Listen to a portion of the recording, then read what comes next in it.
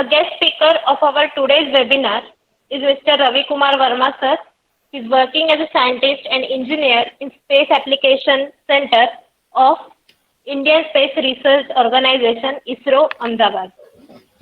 So today he will give us detailed information and some knowledge on the Indian launch vehicle rocket technology. So without any further delay, I would like to hand over this session to Ravi Kumar Verma sir, and I would request him to start the webinar.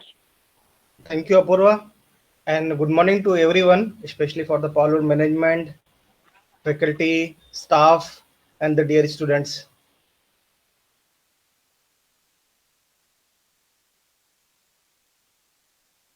Apurva mentioned on Indian launch vehicle. Touch upon actually what are the last 55 years, the saga of Indian rocket, or you can say the Indian rocket technology happened in India. So without any much delay, I will go for my presentation, and we can have an interaction session whenever the required. And even though if you have any questions regarding my presentation, then Apurva will send to me.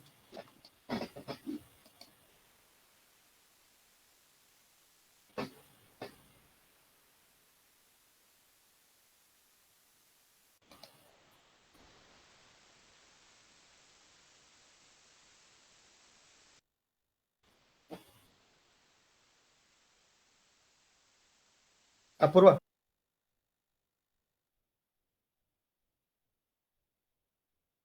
Yes, sir.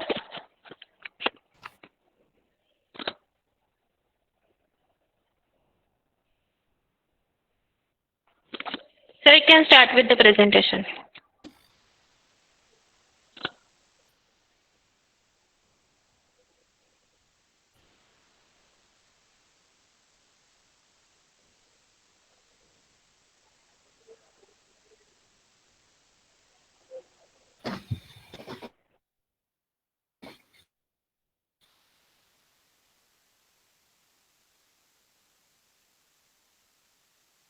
It is visible, huh?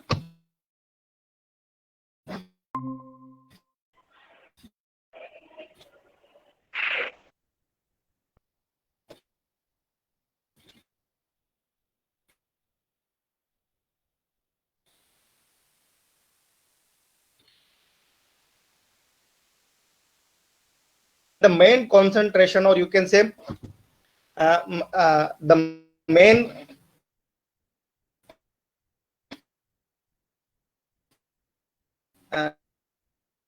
of space science and technology in India is basically applicable, and you can say how to adopted by an Indian civilization or Indian people to adopt the space technology for the betterment of their life. So that's why the whole you can say scenario of the main vision behind Indian space is basically shared nature and enrich over bifurcate the activity of ISRO. Is bifurcation is basically for the Indian space programs. We can bifurcate the Indian space activity on the 6 segments. First and foremost is basically space application. It means the utilization of space technology for the betterment of common man or betterment of the people of India. In terms of you can say the mobile technology, in terms of D2H, in terms of urbanization, in terms of forestry, agriculture, oceans, etc., etc. It means there are so many diversified space application activities are there which day to day actually affect your life.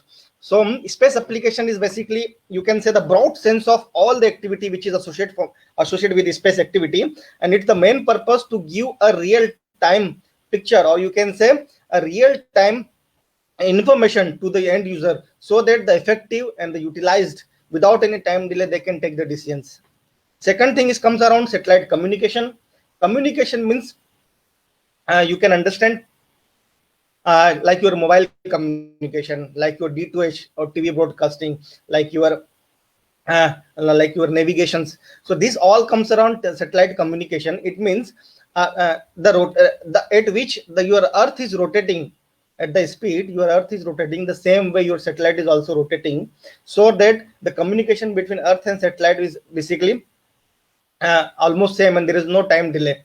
So that's why the communication satellite we used to put in a 36,000 kilometer geosynchronous orbit, and from there actually we are most of all the communication satellite we used to put in a geo orbit, which is 36,000 kilometer far away from the Earth.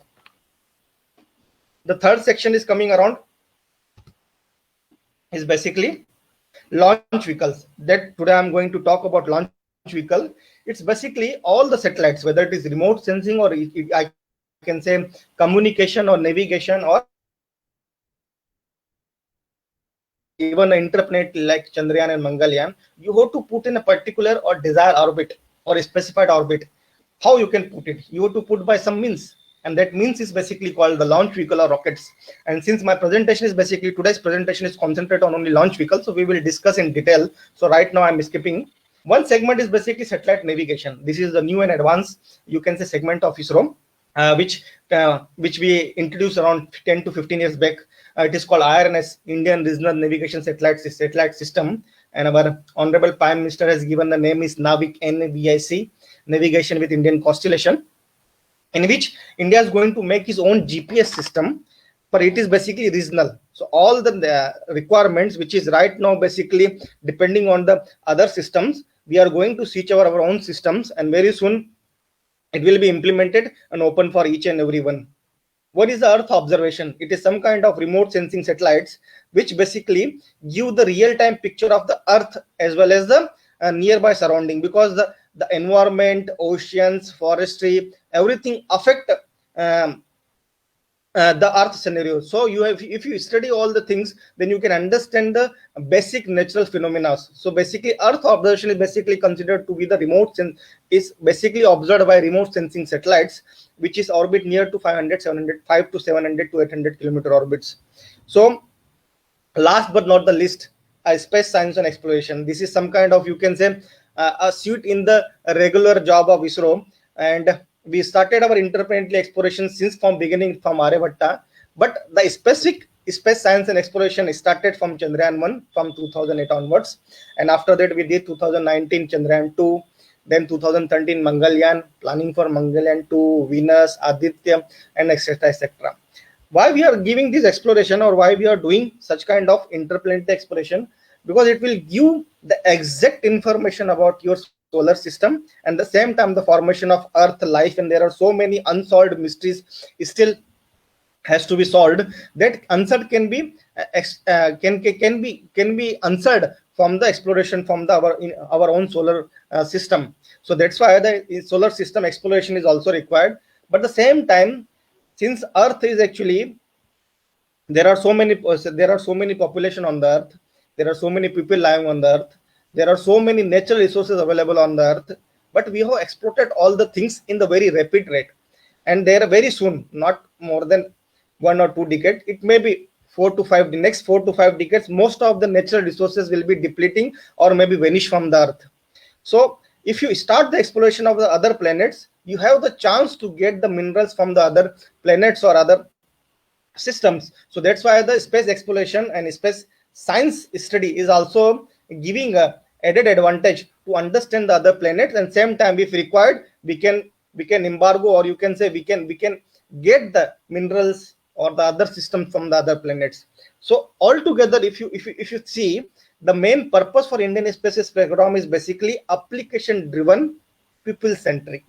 So that's why I mentioned shared, nurtured, and enriched over the decades, and that is the main purpose for the formation of ISRO. And it started, as I mentioned, around 55 years back, and by none other than Dr. Vikram Sarabhai, and he only initiated the space activity in India, and he is actually called the father of Indian space program, Dr. Vikram Ambalal Sarabhai. He belongs to the Ahmedabad. And this is actually proud moment for each and every Gujarati, that the initial, you can say, the space activity sits in India by none other than one of the Gujarati, and he is Vikram Ambalal Sarabhai. And as I mentioned, that almost more than 55 years over for the formation of ISRO, but still we still actually, you can say, follow all the guideline provided by him when he started the space activity. And if you bifurcate the space activities, I mentioned in the broadly sense in the 6th category, but mostly in terms of satellites, and other application. If you talk about satellites, means navigation satellites, communication satellites, earth observation satellites, space science satellites. If you talk about space transportation, like PSLV, Polar Satellite Launch Vehicle, GSLV, Geosynchronous Launch Vehicle, that is Mark 1, Mark 2. There are two versions are there, right? Advanced R&D, low cost effective space system and launch vehicle.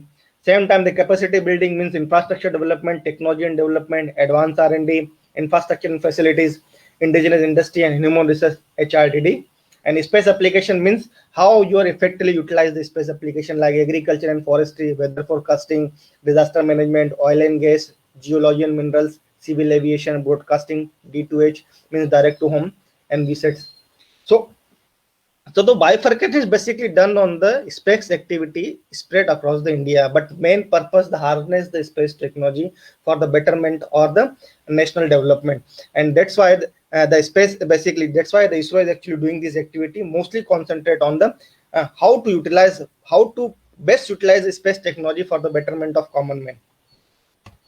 And as I mentioned, the space activity started in India, none other than Dr. APJ none other than Dr. Vikram Ambalal Sarabhai. It started actually 1963 onwards. A very small, tiny place near to seashore of Kerala. It is called Thumba. From there, we started our modest beginning of ISRO, and from there we understand the technology of rocket science. How the rocket science, or you can say rockets, are initiated and how to come out from the gravity of the earth. And if you remember the 4th October 1957, one of the remarkable date in the history of the space science, because the first artificial satellite launched by USSR, now it is called Russia, Sputnik first on 4th October 1957. And we started our modest beginning on 23rd November 1963 through Nike Apache. And this is basically procured rocket from US. And from there we understand this rocket technology.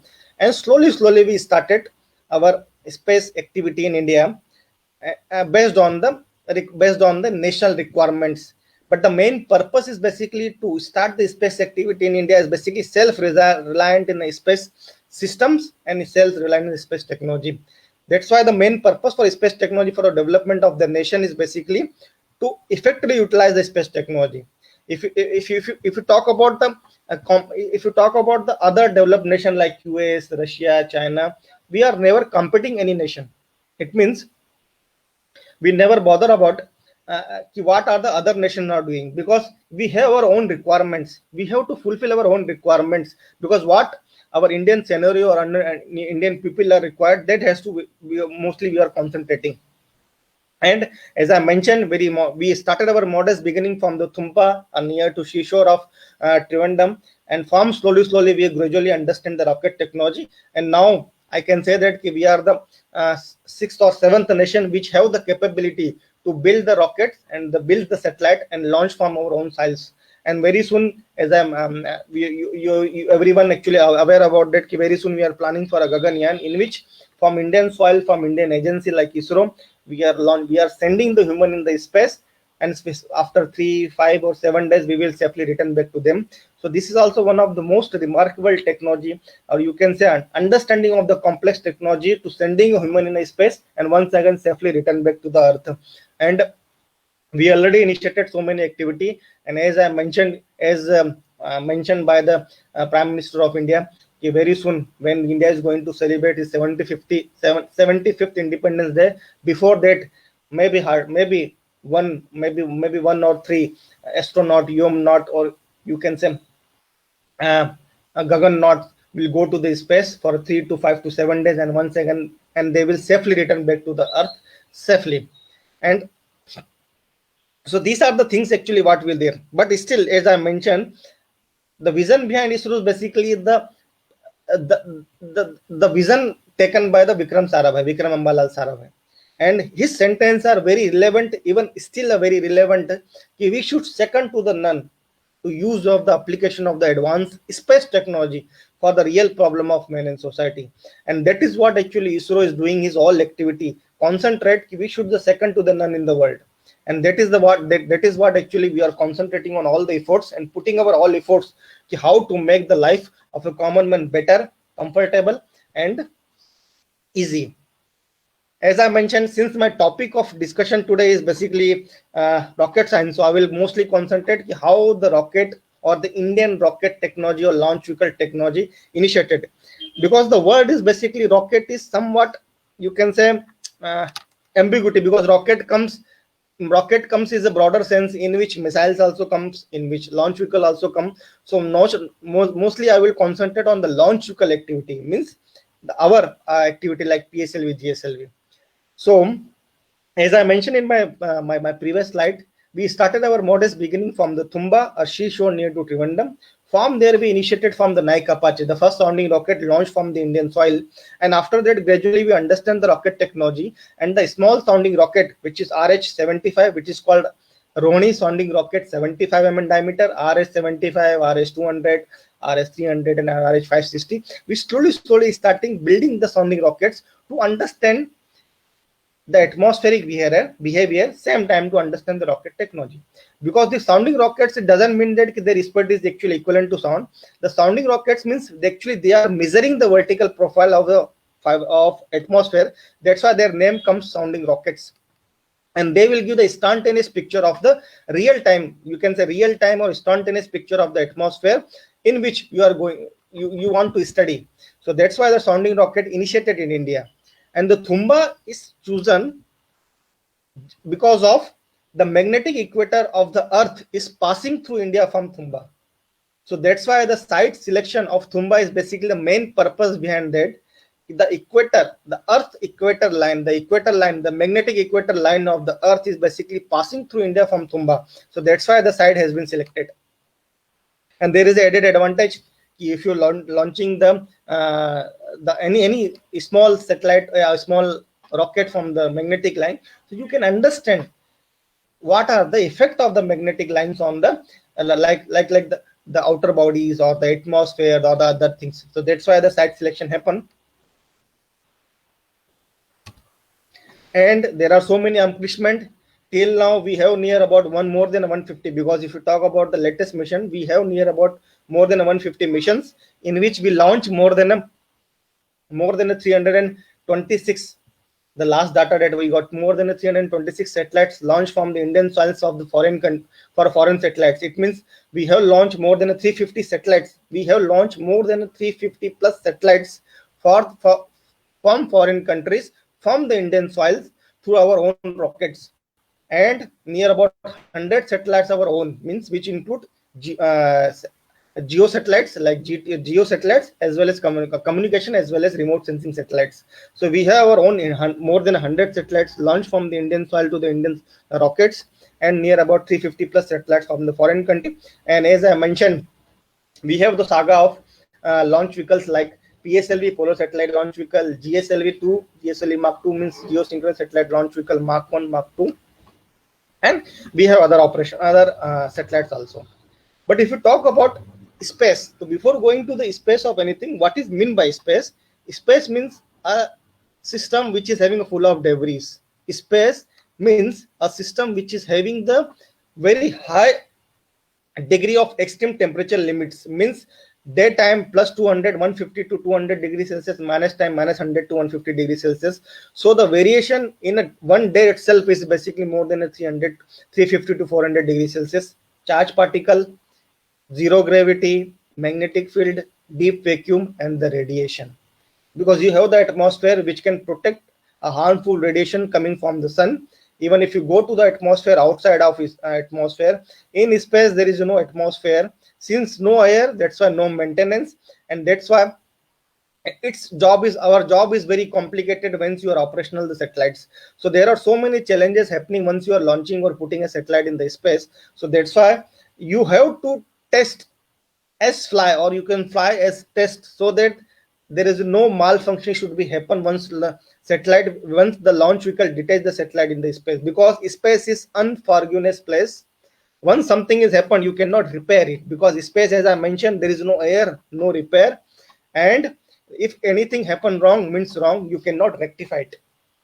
So that's why whatever we are making, we have to be 100% confident enough to test, validate, qualify, so that our system will be you can say meticulously functioning without any defect or without any malfunctioning.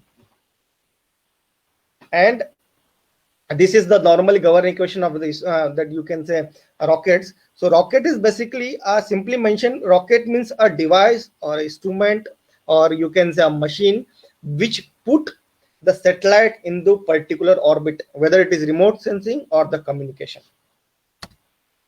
As I mentioned, normally the rocket equation is basically governed by this, but simple normal, if you understand the rocket technology, a simple common rocket in you can say equation, governing equation given by none other than none other than Konstantin Teleskov. He is basically a Russian professor, or Russian, you can say Russian teacher, who has given the governing equation of rocket science or rocketry. And the basically launch vehicle, basically putting the the launch vehicle is used to put a satellite into particular or desired orbit. And there are so many other factors like because the rocket technology means what? It means basically critical and strategic technology. It is a multidisciplinary in nature, like it comes around aerodynamics. There are so many streams which is available on our engineering background. It comes around like aerodynamic, propulsion, chemical, material, structure, mechanical, civil, avionics, NGC, computer science, software, engineering, electronics, or etc., etc., etc. It means almost all the streams of your engineering comes together to build a successful rocket.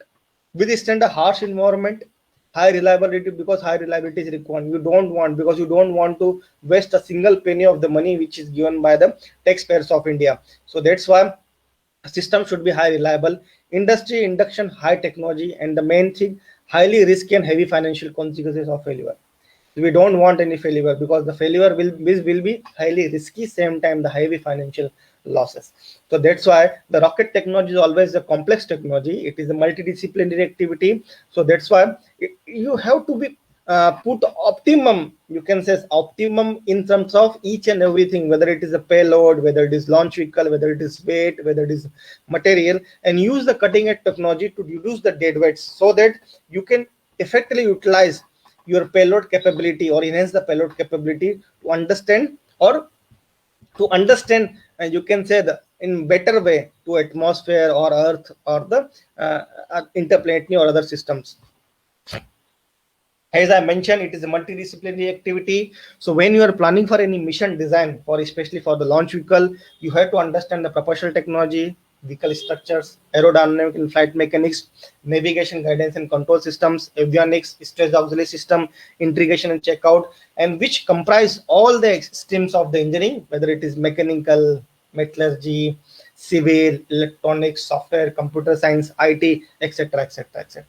So that's why the combination of all the activities come together a rocket design or rocket technology, and that's why a mission comes into picture, and mission planning is basically one of the things.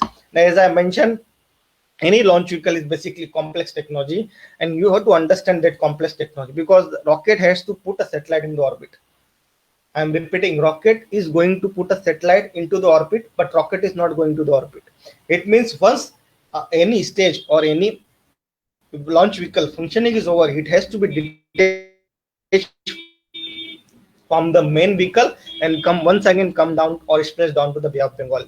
So this is basically a vehicle configuration. It is depending on basically a satellite requirement, whether you are going to GTO or SSPO, sun synchronous polar orbit, or the low Earth orbit, right? Whether you are going to Moon, Mars, or any other different planets. Same time, what is hello? Yes, sir, continue. Same time, your vehicle sizing, vehicle configuration, okay, vehicle configuration and shape, vehicle sizing, mission design, etc., etc. It means when I am planning to launch a satellite, I have to see which planet I am going, which orbit I am going, right? What is my structure integrity? What is the vehicle configuration? From there, how I am launching? What is the weight of my launch vehicle? How many stages are there? What are the specific speeds are there, right? Specific impulse is required. Whether I have to escape from the earth, what is my escape velocity? So these are what is my range safety, because anything goes, at least it should not be fall down to the civilized area or the dense area, populated or dense area. So there are all factor has to be considered while designing a mission, or you can say while designing a launch vehicle. And since we started our first sounding rocket, as I mentioned, in 1963 from Nike Apache, and slowly we gradually understand the rocket technology. And after that, we indigenously built RS-75, RS-200 like this. But to be very frank, when we understand the technology, now the question comes, because initially, if you understand the Aryabhatta, Bhaskara or Bhaskara, these all satellite actually built in India, but launched from other country like USSR. Because we don't have capability to launch the satellite into space because we don't have that rockets. So now, in early 70s, or you can say modest beginning of the 80s, it decided that now India should have its own launch vehicle capability. So there are some different teams has been formed to understand whether we can capable indigenously build the launch vehicle in India, and it is hard. It is actually it is very heartening to know that the first launch vehicle, which is called SLV-3, which is launched in 79, first flight in 79, and launched on Indian soil from Sriharikota, SDSC Shar, Satish Dhawan Space Center, Sriharikota, High Altitude Range Shar. Its first project director, or I can say mission director, is none other than the former president of India, late Dr. APJ Abdul Kalam.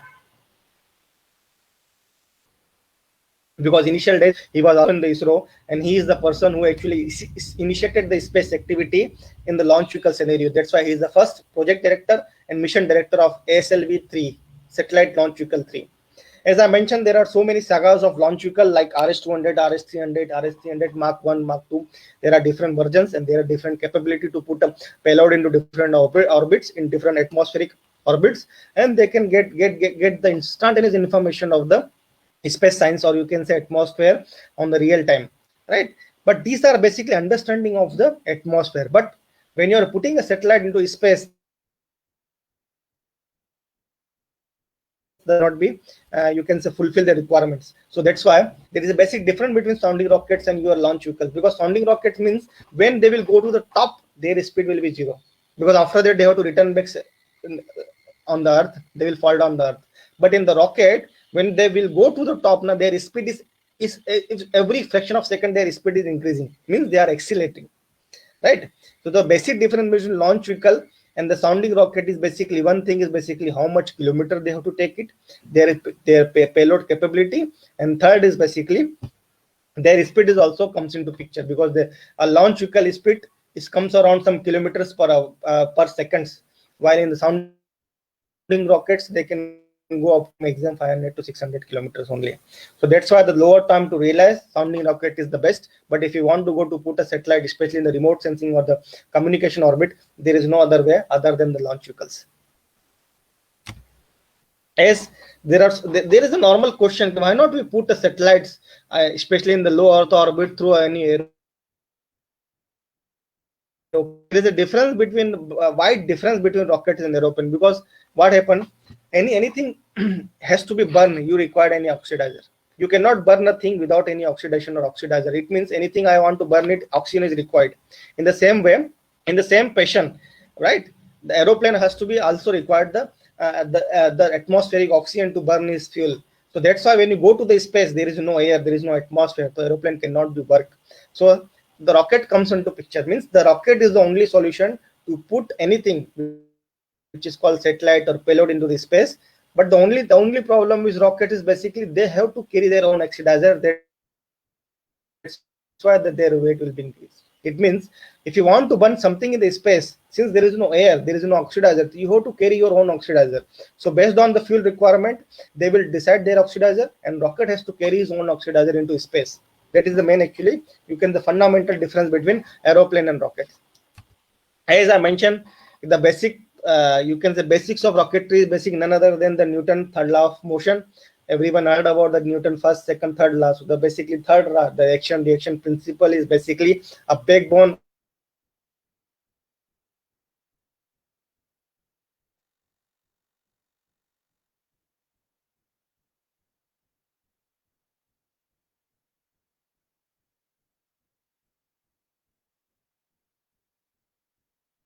as I mentioned, we have the saga of launch vehicles, right? We have the saga of launch vehicles, means we started from the modest beginning from SLV-3, which is called satellite launch vehicle, which is called the satellite launch vehicle.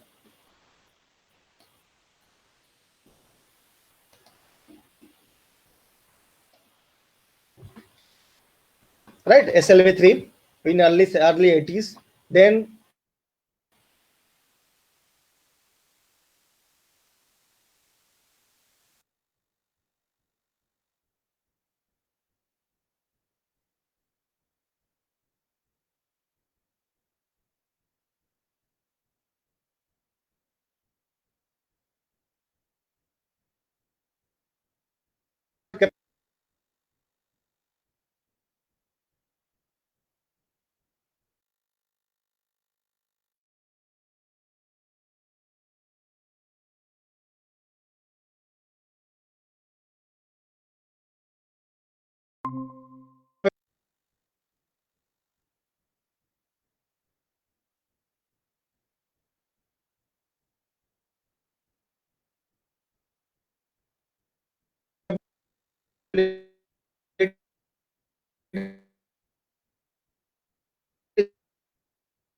is only 45 kg in the LEO. LEO means low Earth orbit, which is 500 kilometers.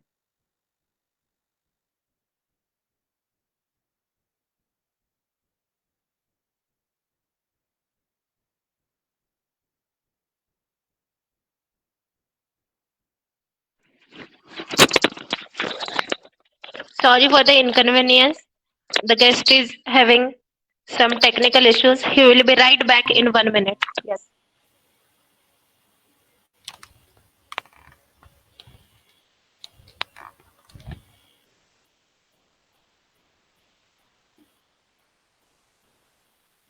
Hello. Yes, sir. You're audible. It is going on. Na? Continue. Na? Yes, sir. Okay.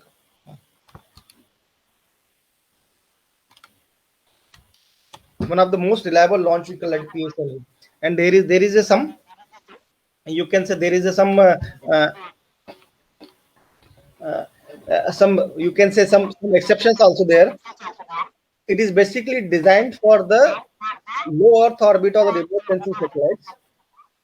So you can share the screen. I have to share. Yes, sir.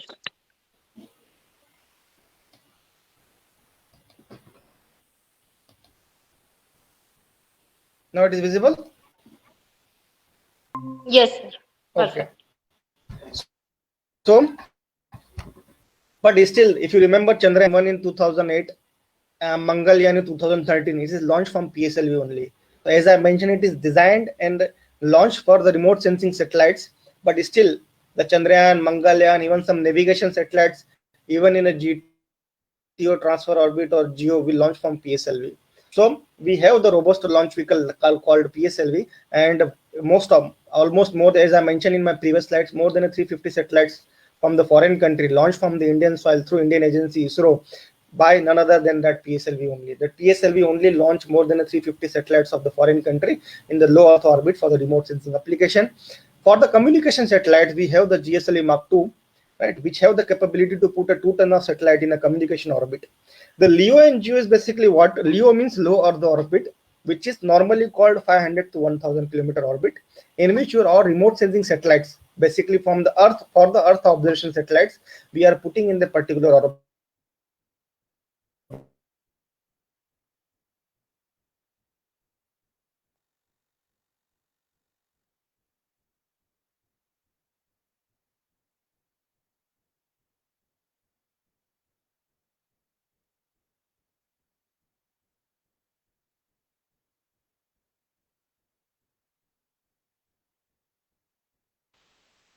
The continued communication for 24/7 can be possible through communication only.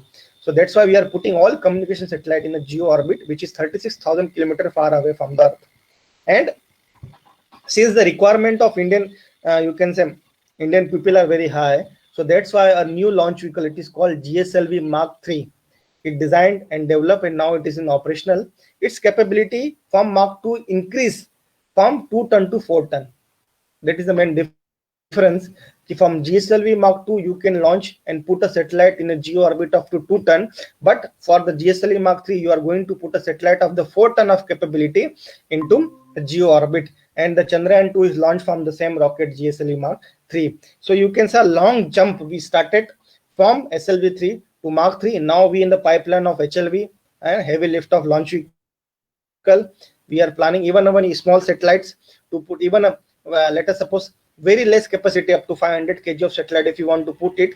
So we have a SSLV, a single stage launch vehicles. They can also you can be utilized, and it is also under development. So in terms of payload capability, if you talk about SLV, is basically total lift off weight is 17 ton, which can carry only 40 kg of payload into the space, and from there we come to 635 ton of a launch vehicle of GSLV Mark III, and which can carry up to 4 ton, means 4,000 kg of satellite into the space. As mentioned, sounding rocket from 1963, then 80s SLV3, ASLV 92, and 93 onwards we have near PSLV, which is having more than 51 flights, GSLV Mark II, and now the operational is GSLV Mark III.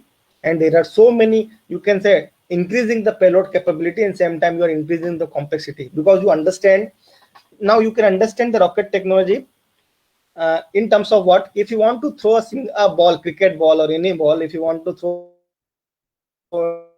into the air, when you're putting a full force, then it will go to maybe, let us suppose 30 meter, 20 meter or 50 meter, and it has to be fall down to the earth, and it is coming because of the gravity of earth, right? It is just a hardly 1 or 2 kg ball. Now imagine if you want to put a 4 ton, means 4,000 kg of satellite into 36,000 kilometer orbit, it requires how much capability of a launch vehicle to carry such kind of big satellites. So that's why the GSLV Mark III rocket, his own weight is 640 ton. It means 6,40,000 kg का rocket होता है. His total weight is 6,40,000 kg, and it can only carry 4,000 kg into satellite. All the other things, whether it is first stage, second stage, third stage, solid stage, liquid stage, or cryo stage, once their function is over, they have to fall down to the Bay of Bengal. So this, the complexity comes into picture. How much complex and big system you have to design. I will show you the animation how actually it works, right? And as we are talking about rocket propulsion, we have the solid, liquid, and cryo. Solid means we have STPB, and STPB fuel we are using in a solid. All launch vehicle having a first stage basically is based on the solid. Liquid we mostly used in started from the PSLV. We have the second and fourth stage of rocket is basically liquid, and the cryo, which is the new technology indigenously built in India, and now we are using a indigenously cryo stages, which used in the GSLV Mark II as well as Mark III and all other launch vehicles. As simply mentioned, rocket means combination of all the activity. One is basically fuel. It mixes with the oxidizer with some mixture ratio. It will go to the combustion chamber. From there, they will start the burning and release the energy. That energy is basically comes out from the nozzle. And as I mentioned, Newton's third law of motion, action reaction principle, that reaction will actually lift off your rocket or your engine. So that is a basic, you can say, basic governing rocket science, you can say, equation. And as I mentioned, we have the S139, S200 of solid motors. We have the liquid engines of Vikas engine, that is a different versions, which is used in the PSLV, GSLV Mark III. We have the cryo engine C25 and C12.5, and now we are under development of semi-cryo stage. At the same time, for spacecraft application, we have the electric propulsion system, we have the liquid apogee motors, and we have the small thrusters also. So we have the actually saga of, there are so many propellant technology, and all the technology basically you can say indigenously built in India. Now ISRO is basically mastered of all the technology. Now, since, as I mentioned, it is the work you can say horse of ISRO's launch vehicle is basically Polar Satellite Launch Vehicle, PSLV. It's more than a 51 flights, successful 51 flights, and total flights is 53. 2 is unsuccessful, PSLV D1 and PSLV C39. 2 flights are unsuccessful, otherwise it's all 51 flights are successful, and its reliability is almost more than a 95%, and its total weight is basically, lift-off weight is basically 295 ton, means 2,95,000 kg, and it can carry up to 1.75 ton, it means 1,750 kg of payload into low Earth orbit, right? Its total height is near about 44 meter, it means approximate around 8 to 9 story building, and it is a combination of solid and liquid, and first successful flight is basically launched on the 20 September of 1993. But it is basically a, you can say, long jump from 150 kg of payload capability to up to 1750, around 1.7 ton of capability, a long jump by the Indian space program. And that's why the ISRO is that's why the PSL is basically workhorse launch vehicle of ISRO. And definitely still it is working and operational and fulfilling the actually putting a satellite in the low earth orbit or low earth orbit of all remote sensing satellites. The Polar satellite launch vehicle is basically reliable and versatile launch vehicle. It can be utilized in the polar, planar, or sub-geo transfer orbits. As I mentioned, it can be used for multiple satellites. If you remember, we have launched 20 satellites. Even sometime, if you remember, 15 February 19 to 2017, we launched 104 satellite in a single shot from PSLV only. And continuous evaluation and improvement, internationally acclaimed, because it is one of the most successful launch vehicle right now available, working or operation all over the world. And this launch vehicle is basically capable to put a satellite in a low earth orbit or the planar orbit or SSPO or GEO or the geo transfer orbits. So they have, it is actually multi-purpose launch vehicle. We have the three variant of PSLV. As I mentioned, PSLV core alone, in which there is no strap-on, right? Only SITVC will be there, right? And 4-stage rocket is there. So we have near about 11 launch vehicles. We have then we have the second version is PSLV generic, in which we have the 6 strap-on, normal strap-ons. One strap-on carry near about 2 ton of solid propellant of STPB, which encapsulated with 50 centiv6 material.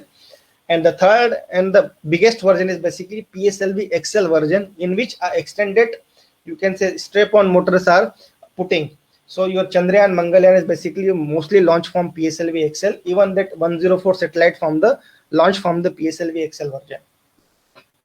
So the main purpose for a core alone or the generic or the PSLV XL is basically the capability.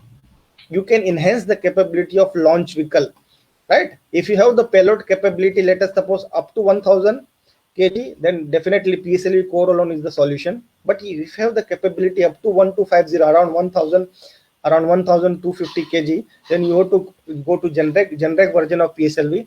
But if you have the capability more than a 1250 kg, then you have to go for XL, or you can say 1.5 ton, you have to go for XL version. So that's why the variants are there, and these all variants are basically giving the lift of mass and put the satellites in the low earth orbit or remote sensing orbit. As I mentioned, PSLV vehicle configuration is very simple. It is a 4-stage rocket which total lift of mass near about 320 tons.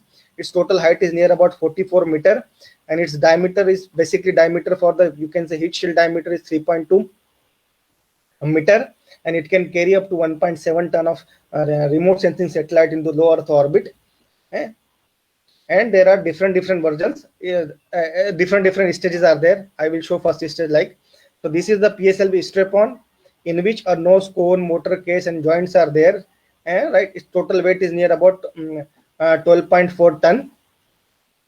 This is the first stage, or you can say strap-on of that. The main stage of PSLV XL or PSLV is called S139, which is having a 139 ton of propellant, solid propellant, STPB fuel, and which having the motor case and segments which give actually initial thrust, or you can say which only lift, which create the thrust to lift the rocket from the launch vehicle sides. We have the second stage is called Vikas engine, which is have N2O4 and you can say US-25.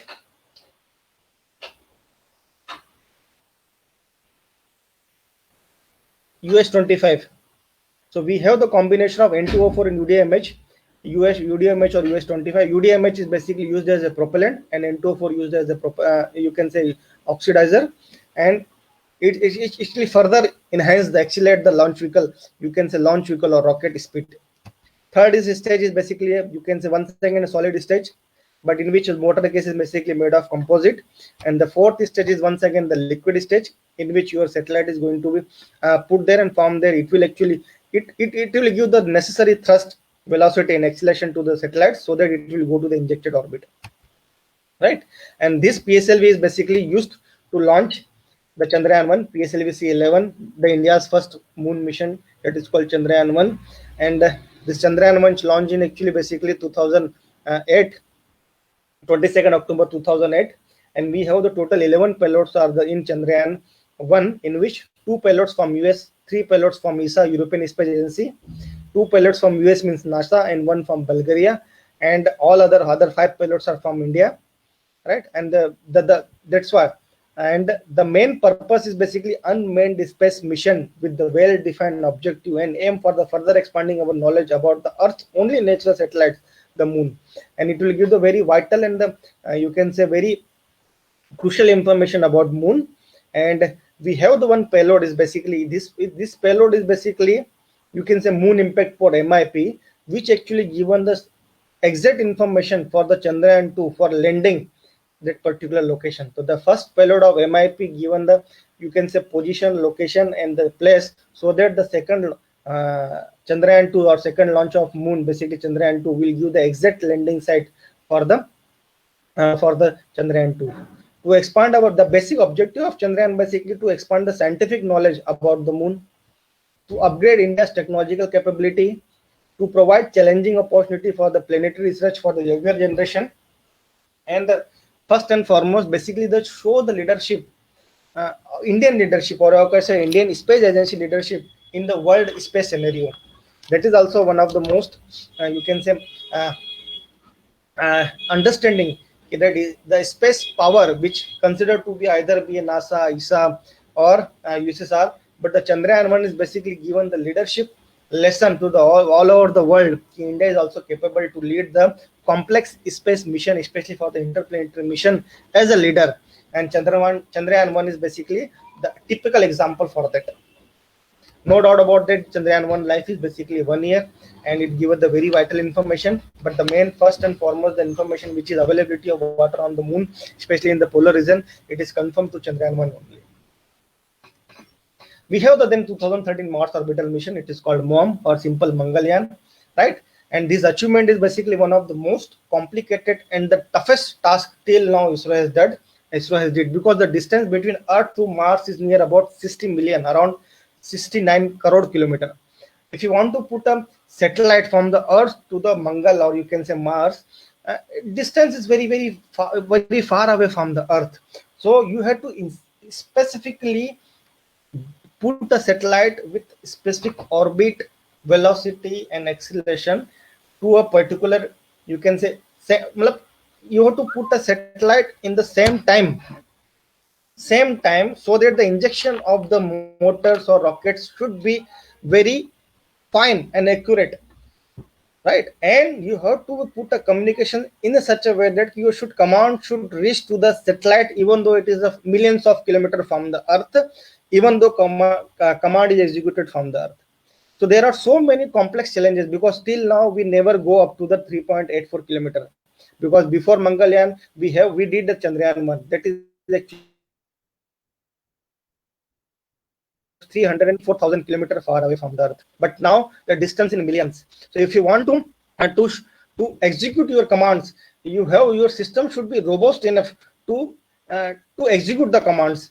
So that is one of the most complex challenges, and it is very pleasant to share the thought with actually India is the first country all over the world or globe in which the first attempt successful mission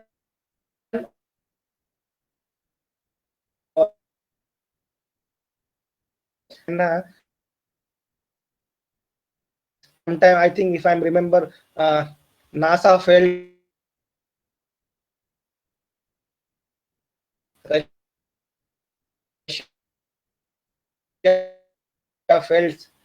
and never succeed for insertion in the Mars. Meticulous planning of the ISRO or the Indian scientists to understand what are the causes that may result for the failure of any mission, especially for the Mangalyaan or interplanetary mission. So we understand the complexity and to rectify the problems. So that's why the Mangalyaan, as I mentioned, this is the first nation. India is the first nation all over the world in space-faring nations which have successfully inserted its satellite into Mars orbit, Mars insertion in the first and the maiden attempt, and nobody did that. As I mentioned, we are the fourth nation in the Asia, cost-effective, enthusiastic gen generation. The main purpose basically to infuse the gen generation and more data available in the public. The data is available. Its life is initially we are predicting for the 1 year, but now more than 6 years are over for the Mangalyaan, or you can say Mars orbital mission, and still actually we are. We can say it is still working and giving a very good snapshots and the pictures. Which is right available. So, and there are so many vital and the good information, especially for the scientific community, provided by the Mars orbital mission. And it is technological challenges, but the kudos go to the ISRO scientists and the engineers and technicians. They have given their full-hearted support so that the mission is successful. As I mentioned, the total actually the distance is normally 100 kilometer by 100 kilometer from the Mars orbital mission. It is actually rotating around 100 kilometer to 100 by 100 kilometer orbit, and it is getting the good information and giving good data and pictures, which is very useful for the interplanetary scientific community to understand the detail about Mars, because Mars is the planet which have the, you can say, similarity. There are so many similarity between Earth and Mars. So that's why when you are thinking about exploration, we used to think about Mars, because Mars, the duration, the daytime, the nighttime, the orbital period, even even the different things are there, which is basically so much messing with the Earth. So in future, maybe possibility of you can say life may be possible on the other planets. So definitely the first and foremost choice will be Mars only. So the basic purpose for basically Mars orbital mission is basically to understand the surface features of Mars, like morphology, topology, and mineralogy. Study the dynamics of our atmosphere, like Mars affect the solar wind, radiation, and escape the volatile to escapes, right? And total weight of that is basically Mars orbital mission is 1,340 kg, and it's basically the first. India is basically first nation in the world to attempt and successfully, first in Asia and third in the world. And the first attempt, we are the first in the world. And they are the some of the payload, which is having the 5 payloads which are working, which is actually inbuilt on the, you can say, satellites. And these 5 payloads basically given the snapshot of data from the Mars. And these are the some photographs from the taken from the Mars orbital mission, or Mangalyaan, and these are the actual photograph of Mars. As I mentioned, we have did so many remarkable launch, or you can say creating history, but still PSLV C9, which is launched on 22nd April 2008, in which from PSLV we launch a single shot near about 10 satellites. Out of that, we have the Cartosat 2 satellites, other all manned Cartosat 2 and IMS-1 from India. By balance, all 8 satellites basically belongs to some other foreign countries, from Japan, Germany, and Denmark, Canada. So we launch 10 satellites in a single launch vehicle from PSLV.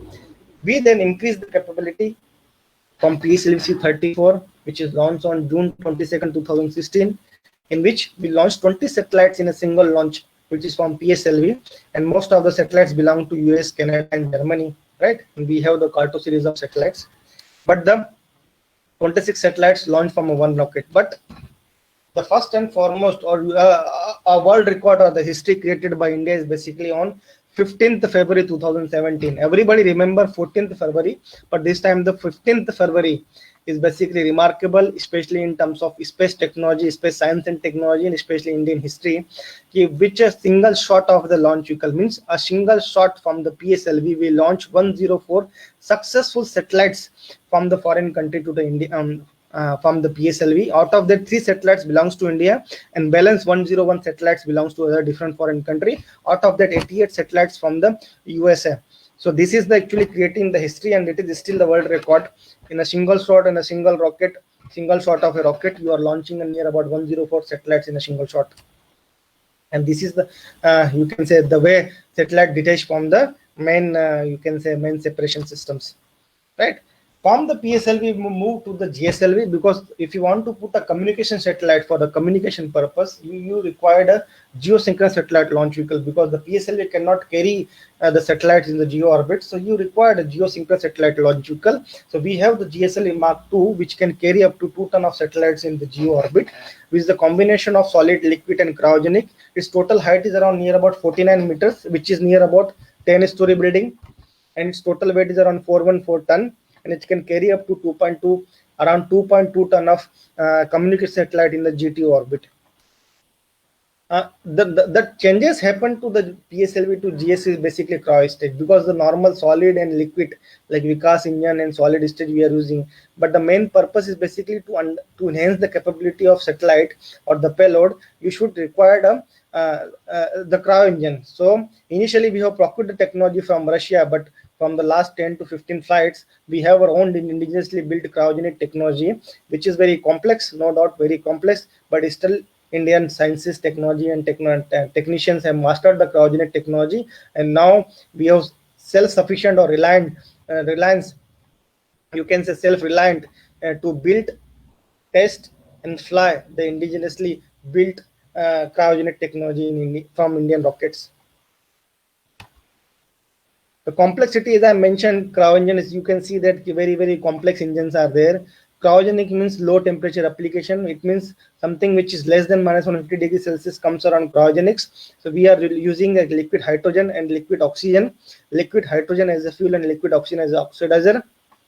And both will be basically both will be having actually very good, you can say, specific impulse. That's why the cryogenic engine we are using, and it will give the very good thrust to the rockets, so that it will increase the specific impulse. This is the comparison of performance of the propulsion system. So if you want to use a cryogenic, which is LOX and LS2, liquid hydrogen and liquid oxygen, its specific impulse is near about 450 to 460, which is the highest right now we are using for our as compared to solid and liquid. So that's why the cryogenics is basically, you can say, if you want to enhance the payload capability, the cryogenics is only solution. But as I mentioned, this is very complex and tough technology. So to be mastered this technology, it requires time and almost more than a sincere 20 years effort, more than a 20 years of efforts. We understand this complex technology, and now we have mastered this complex cryogenic technology. And right now that C12.5 used for GSLV Mark III engine, and the same way C25 used in the Mark III. And the first, there are so many successful flights, but it's still the GSLV D5, which is launched on 5th of January 2014, is basically indigenous cryogenic technology used in our GSLV Mark II rocket, and which put a satellite into desired, or you can say specific orbit. This is a snapshot of all the, you can say, all stages available on the rockets, which I am showing it with GSLV Mark II, which is an exploded view of the rockets.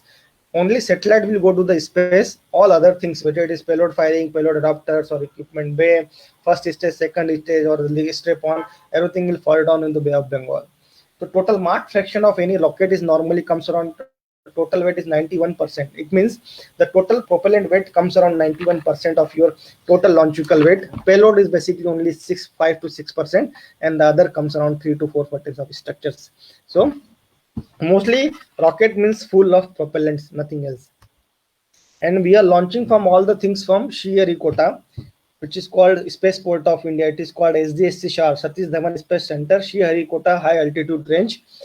The reason is basically, this is the ideal site for the Indian soil or Indian continent, because it is near to equator. First thing. Second thing, it is actually eastward of the of your India.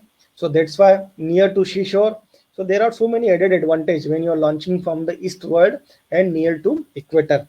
So that's why this site has been selected.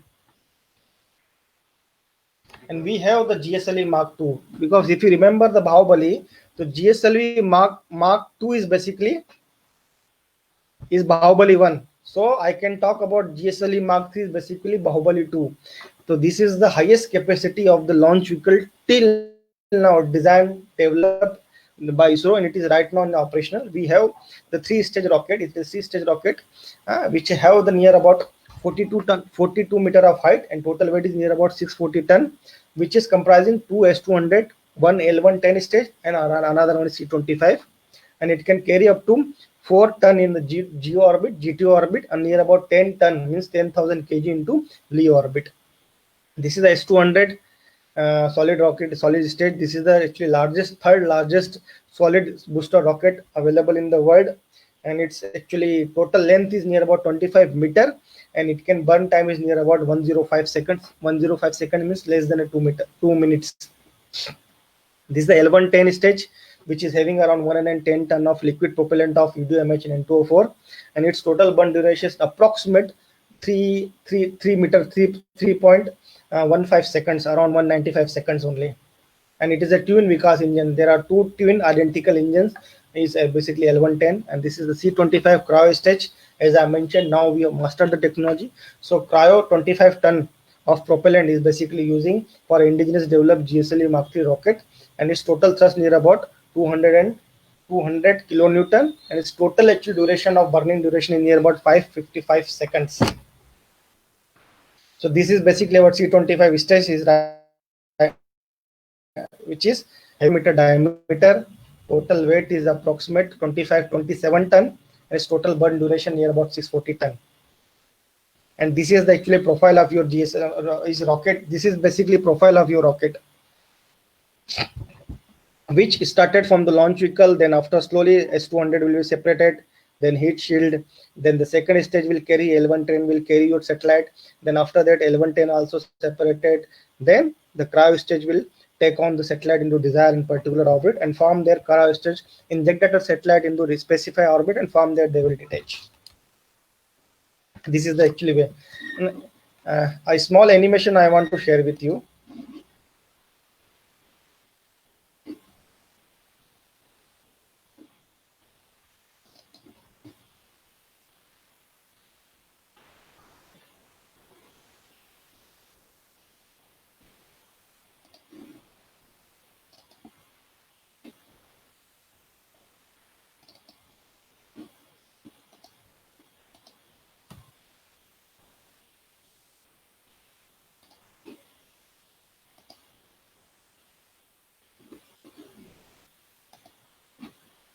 Apurva, is it visible to rocket? Rocket is visible, Apurva? No, sir. It is not visible, eh? No.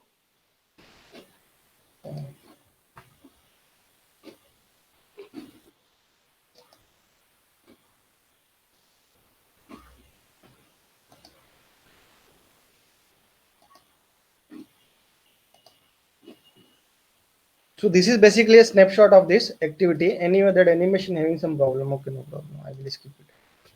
So this is basically a typical flight of a launch vehicle Mark III, the first launch vehicle, which is called first development flight of a GSLV Mark III, which is called LVM3, and CARE mission, crew atmospheric re-entry experiment done through GSLV Mark III in 2016, in which we launch a satellite, into the space, and from there we successfully return back, so that in future the HSP human space flight or Gaganyaan mission can be done, so that we can have a experiment flight, or you can say demonstration. Yes, India is also capable to demonstrate to put a satellite into space and safely return back to the Earth. And these are the capability in which we are building, like Gaganyaan. We are planning for a Gaganyaan in which crew module, crew suit, space suit, crew escape system are developing. And as I mentioned, very soon Gaganyaan will be, you can say very soon you will heard in the newspaper that we will be, because there are so many work is going on in the progress and in the pipeline, and most of the things is almost completed. So very soon you heard from the Indian soil to Indian astronaut or Indian Gaganaut or Indian Yomnaut or Gaganaut, Yomnaut has launched from the Indian rockets, from the Indian agency, and safely returned back to the Earth.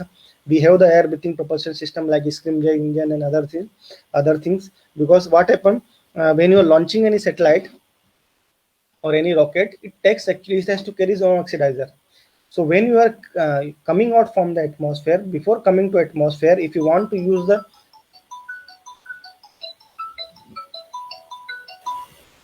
if you want to come out from the air breathing, come out from the atmosphere, so whatever the air available in the atmosphere, that can be easily take care by the scramjet engines or the air breathing propulsion engines. We have the RLV-TD. We have the RLV-TD like reusable launch vehicle like Columbia shuttle and shuttle program that started by the NASA, in which we are planning, and very soon the demonstration flight will be take care. We already did a demonstration flight 2 years back, and right now in this year also we are going to put one more demonstration of RLV-TD, in which the cost of the low cost access to space can be fulfilled by RLV-TD or reusable launch vehicle, so that so many times you can utilize the same launch vehicle or rocket for the multiple activities and the wind tunnel testing. So that's why the low cost access to space is basically the one of the most tough task for any space or rocket scientist, how to be put a satellite into orbit, even a low cost access to space. And there are so many options are available, in which we are using a cryogenic technology or semi-cryo technology or scramjet technology, air breathing propulsion systems, RLV re-entry, RLV reusable launch vehicle, TSTO, SSTO. So there are so many things are there. It's in the pipeline, and we are working on it. And very soon, all the things will be slowly, because all the things are under development, and slowly they will induct it into operational flights. And we will some propulsion system and advanced material technology basically hold the key, and the low cost access to space, the dream of low cost access to space can be easily realized. So as I mentioned, low cost access to space is basically you can done through reusable launch vehicle like RLV type. It is basically aircraft structure in which the different materials are different positions, but you can easily utilize for putting a, you can say, low Earth orbit satellites or the low LEO orbit satellite or remote sensing orbit satellites, or maybe in future if possible we can utilize this facility for the you can say space stations, right? And sending a human in the space also can be possible from this RLV. This is the first profile of RLV-TD HEX mission, in which we successfully demonstrate this technology. And this is the configuration of your reusable launch vehicle. And these are the mission objective, in which we have planned what are the way that we have started the RLV and what are the things that we have to demonstrate, right? In the same way, the RLV can be demonstrated through scramjet or ABEP technology, so that the and the cost effective technology can be demonstrated through this ABEP and scramjet technology through RLV. And these are the technology that we use. And as I mentioned, very soon we are going to put a man in space. India become the 4th country from the world who has the capability to put a human in the space. And the human space flight project is basically in a very good shape. And right now it is called Gaganyaan project. And very soon we are going to complete this activity. And this is the roadmap for the Indian space program, especially in terms of launch vehicle technology. We started from the PSLV in 1994, as I mentioned, SLV and ASLV, but they are not right now in the operational. From PSLV is basically operational. From there, we have come to the 2003 to GSLV Mark II, 2013 to 16 around GSLV Mark III. In between, we did RLV and other options. But in future, we have to go. Our main name is basically SSTO, Solid Access to Orbit, Reusable Launch Vehicle, TSTO, manned space vehicle. And for that you have to develop such kind of typical and complex engine, so that a cost effective or low cost access to space can be possible. So thank you each and everyone. So this is actually what I want to share with you, because there are more than 55 years of rigorous, you can say, experiment and the design development and effort put by the ISRO scientists, technicians and engineers to design and develop and build SLV3, ASLV, PSLV, GSLV Mark II, Mark III, HLV and SSLV. And to sum up all the activity within a 1 hour is not, you can say, it is injustice, but I try to sum up all the things so that a snapshot, or you can say a small idea about launch you can rocketry you can understand. So from this webinar or this platform, I once again thanks to the Parul University, the management, the computer science department HOD, as well as the Apurva. They have given me opportunity to share some of the things that I learned during my service at ISRO. And the questions are open for everyone. If you have some questions, then definitely you can ask me. Yes, thank you, sir. There is just one question that now Elon Musk is there and he's on the mission to colonize the Mars. Like he want to create another world on Mars.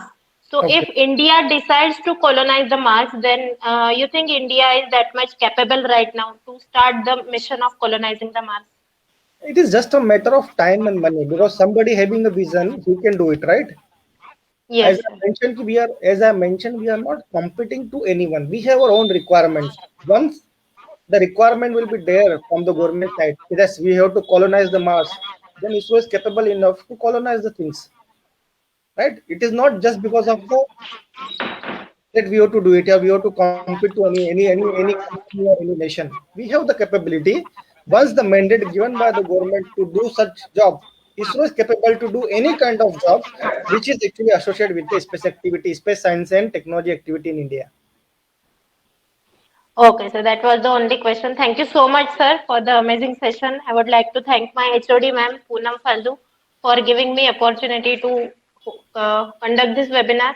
I'd also like to thank the head of our institute, Jatin Vaidya, sir, for always encouraging us to conduct such webinars. And thank you so much, Ravi, sir, for giving your valuable time to us and sharing such great knowledge. We will look forward for more and more such webinars from you. Thank you so much, sir. Thank you, Apurva. Thank you. Thank you everyone for attending the webinar.